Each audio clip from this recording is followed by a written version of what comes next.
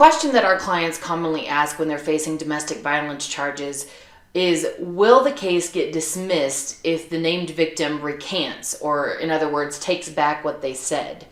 The short answer to this question is no.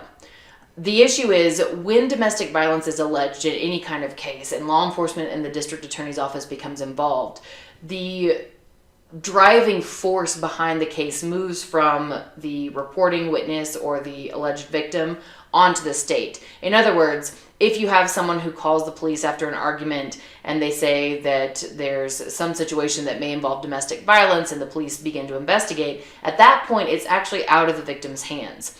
Even if the named victim came forward and recanted or took back what they said, if they say I lied or made it up or anything like that to the district attorney or to law enforcement, the district attorney and law enforcement are very, very hesitant to accept that as true.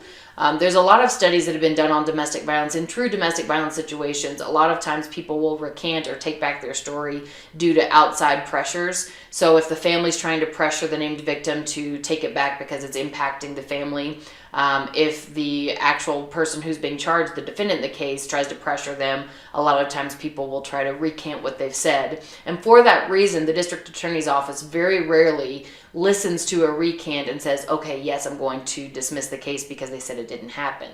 What often happens is, if a victim comes to the district attorney and there have been domestic violence charges filed and the victim says, I made it all up, I take it back, it didn't happen, it can actually make the DA's case stronger, because the DA will then be able to bring in a domestic violence expert. That expert will testify at trial, stating that in a true domestic violence relationship, oftentimes victims recant as a way of protecting their abuser. So even though logically, and especially in a case where it was just an argument and nothing really happened, a lot of people think, well, if I go and I say it didn't happen, then the whole thing just gets dismissed. Unfortunately, that's not the case. Now, there are ways that cases can be dismissed.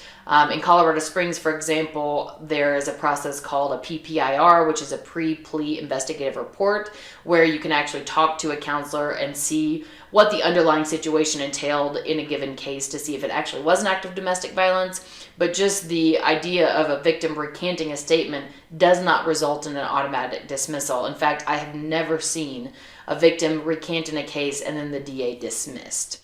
Ultimately, what happens is the district attorney has to do their own investigation to determine what happened. Now, if there's proof of someone lying about something and there's actual documentation, that may make the case stronger for the defense to say that this was not an actual incident that happened.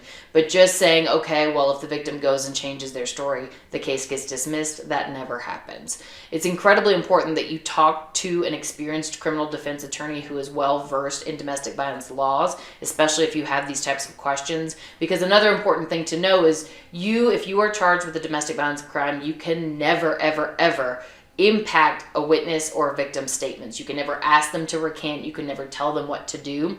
And as defense attorneys, we can't either. So when people call and say, hey, I've been charged with this case, will you represent me? And we get on board, if they then want me to talk to the victim, we are not able to do that. We're not able to give victims advice. But it is incredibly important to know that even if you're tempted to ask someone to recant their story, it actually won't do what you're hoping it will do.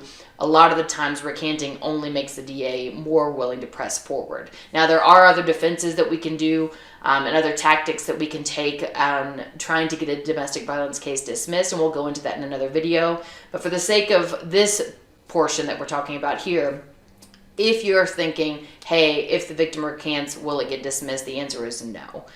Again, it's very important to contact a criminal defense attorney to talk about the specific nuances in your case and the fact pattern that you are experiencing. But the short answer is no, victims recanting does not equal a dismissed DV conviction or a dismissed DV charge.